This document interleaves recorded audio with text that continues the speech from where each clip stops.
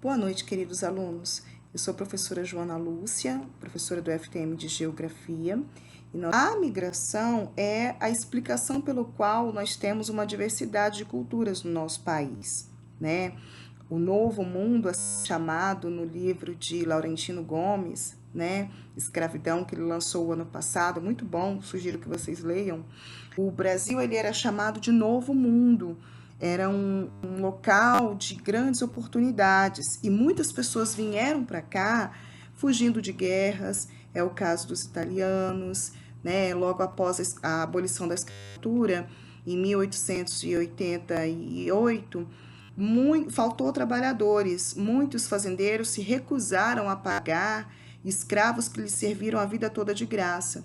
E com isso, o Brasil ele abriu as portas, né, para que pessoas viessem para cá tentar a vida, trabalhar.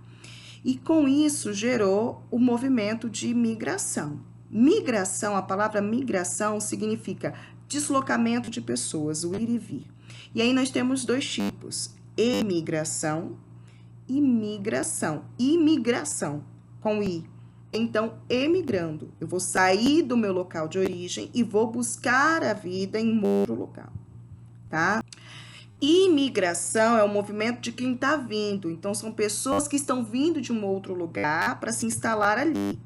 É o caso do brasileiro que recebeu o italiano, os imigrantes italianos, pessoas que vieram para cá para se instalar e buscar uma nova opção de vida, melhorias de vida, trabalho, terra, enfim, tá? E aí, com isso, nós temos dois tipos de migração, tá? A migração externa, então, por exemplo, pessoas que estão vindo de fora de outros países para vir para cá, é uma migração externa, né? Eles são imigrantes que estão vindo para cá tentar a vida, como é o caso do italiano, dos portugueses, japoneses, chineses, sírios, agora recentemente, e migração interna, que é quando o nordestino sai do Nordeste, rumo a São Paulo, Rio de Janeiro, as grandes capitais, que têm indústrias para tentar. Emigrante, quando saio de Linhares, e imigrante, quando eu chego para morar em Aracruz, por exemplo. Sendo que essa migração que eu fiz é interna, no mesmo país, certo? Isso, pessoal, tem um lado bom e tem um lado ruim. Vamos para o lado bom. As pessoas aprendem novos costumes, novas culturas, linguagem, né? O lado ruim é o inchaço da população que está recebendo esses imigrantes, que pode não ter estrutura, escola, moradia, saúde, da nossa cidade. Isso é bom para a economia? Relativamente sim e não, né? Esse artigo eu peguei nessa época de Leonardelli, tá? Ele vem dizer o seguinte: recebemos a informação de que projetos em Linhares, por exemplo, estão recheados de trabalhadores da Bahia. Querendo impedir esse tipo de migração, afirma o coordenador do Cine, Saul Siqueira Dias. O secretário de Planejamento de Linhares explica que a prefeitura quer evitar que vagas abertas sejam ocupadas por pessoas de outras regiões. Qualquer investimento gera expectativa. Muitos dos que buscam essa oportunidade não têm qualificação. Gera, assim, um problema ainda maior. Há aqueles que passam a morar em áreas irregulares. Queremos evitar isso, ou seja, o que se quer evitar é que pessoas de outros lugares, que às vezes não têm condição de comprar um imóvel regularizado, venham para cá, se instalem em lugares irregulares, que vai causar impactos ao meio ambiente, impactos sociais, e além disso, pode tirar o emprego de uma pessoa que nasceu aqui, que é da terra, e que às vezes também está passando por necessidades. Então, olha os dois lados, né, da moeda.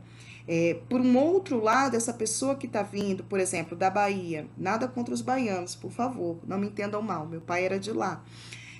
Essa pessoa ela também vai movimentar a economia. Ela vai comprar aqui no supermercado daqui, na padaria daqui, na farmácia daqui, vai alugar um imóvel aqui, se ela não conseguir ir para determinado lugar. Então, observe que existem um lado bom e um lado ruim, né? Isso aí tem que ser levado em consideração. Enfim, as etnias no Brasil se misturam graças a esse movimento de imigração, como eu já falei, né?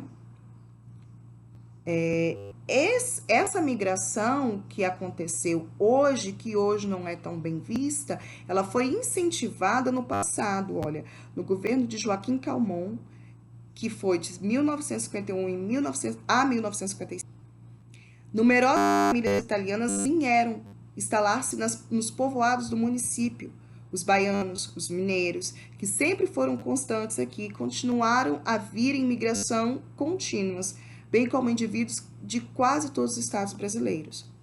Houve época que incentivou-se a migração para cá, para que essas pessoas viessem e elas ganhavam até terras para poder plantar cacau, cultivar cacau, fazer a cidade crescer e movimentar a economia, né? Então, ora a migração ela é vista com bons olhos, ora ela é vista com olhos não tão bons assim, né? Porque o lugar já está inchado. Os imigrantes que vieram para o Brasil, isso aqui eu peguei do IBGE também, tá? Em 1808, com a vinda da família real para o Brasil, até 1970. Então, nós temos aí quase 170 anos, né, de migração. Nesse movimento, 31% são portugueses, 30% são italianos, né? 17% são outros, 13% são espanhóis, 4,2% são japoneses, 4% são alemães, né? Existem esses outros aí são outras etnias, mas o que predomina no Brasil é isso, né? Então, são descendentes europeus, africanos, que foi forçar, né? E também de outras regiões, japoneses, espanhóis. Ela iniciou, de fato, apenas no século XIX, ou seja, bem mais tarde que nos outros estados, em grande parte desmotivada até então por ações do próprio império, como no caso da utilização do Estado como barreira natural durante o período da mineração. Então vamos entender. Durante o período da mineração, escoava-se ouro para e os navios passavam por aqui. Os índios, os potocudos, eles não eram a favor de pessoas estranhas nas proximidades da terra deles. Aquele livro de Laurentino Gomes, ele fala sobre isso. É o segundo da trilogia, que Dom João VI e depois Dom Pedro mandou executar, exterminar os botocudos, tá? Por conta que eles atrapalhavam o escoamento do ouro. Aí a ideia era o quê? Vamos povoar o local para impedir que esses índios cheguem às proximidades, para esses índios. Então,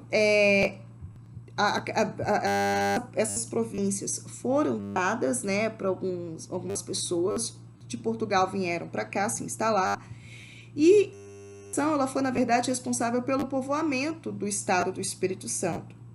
Por volta de meados do século XIX, tinha ainda 100% de terras devolutas. O que são terras devolutas? Busquem aí nos achados de vocês, né? Pesquisem sobre as terras devolutas. Mas, de uma maneira geral, não existia agrimensor, né? Equipamentos hoje tecnológicos que ajudavam a medir as terras de forma correta. Então, dizia-se que media na corda, né? Em Minas, em Aimorés, no museu de lá, eles têm uma corrente que eles utilizavam para esticar e medir as terras. Eu acho interessante isso. Então, por exemplo, suponhamos que a fazenda era morro, né? Eles não pegavam a corda e contornavam o morro. Eles mediam reto. Logo, a medida ela vai ser menor do que o real. Depois, com novas medições, acabou percebendo-se que sobraram terras, que não era da fazenda A nem da fazenda B, então deveria ser devolvidas à coroa, devolutas. Só que a coroa não conseguia, né, tomar posse de todo esse território. Então, essas terras devolutas, elas foram ofertadas como uma forma também de atrair pessoas para cá, para povoar o estado do Espírito Santo, tá? E com isso favoreceu a vinda desses europeus, né? Em suma, em resumo, em síntese, os italianos, os alemães, portugueses. Foi significante a contribuição dos imigrantes italianos no desenvolvimento econômico e sociocultural do Espírito Santo. A gente não pode fingir que isso não existiu, muito pelo contrário. Se eles não tivessem vindo, nós não teríamos o estado que temos hoje, né? Eles contribuíram sim com o trabalho, com a cultura, com os costumes, com os palavreados, tudo isso. Eles auxiliaram na valorização do trabalho, do senso comunitário, elevando o capital social do Estado. Caso contrário, nós teríamos um Estado parecido com a Amazônia, onde há mais matas do que zona urbana, né? Então, assim, a migração naquela época, ela foi incentivada. Tanto a população, o lado bom da migração é a mistura das culturas, ter contato com outra cultura, né? Em Linhares, entre 2000 e 2010, o número de imigrantes de outros estados foi maior que o número de imigrantes de outros municípios do estado. Considerando números absolutos, nesse período de 10 anos, mais de 8.000 pessoas de outros estados foram para Linhares. Olha que interessante. Em relação a pessoas de outros municípios do estado, foram pouco mais de 2.000.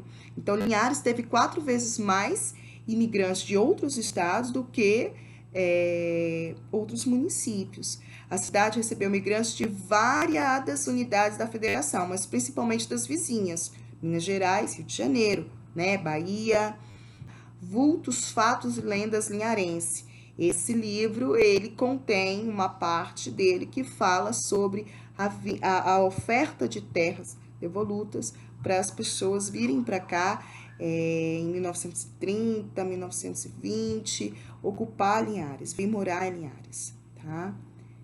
Domingos Martins, muito provavelmente, tá? Que é a festa da cerveja que acontece. E aqui, eu tenho quase certeza que é a festa dos italianos, por isso que eu coloquei o nome italianos, tá? Então, e esse povo, ele traz consigo as suas comidas, os seus costumes, as suas tradições. Nós não somos igual a que vivemos em castas, em que uma casta é proibida de se relacionar com a outra. Logo, nós precisamos perceber que o povo é misturado e que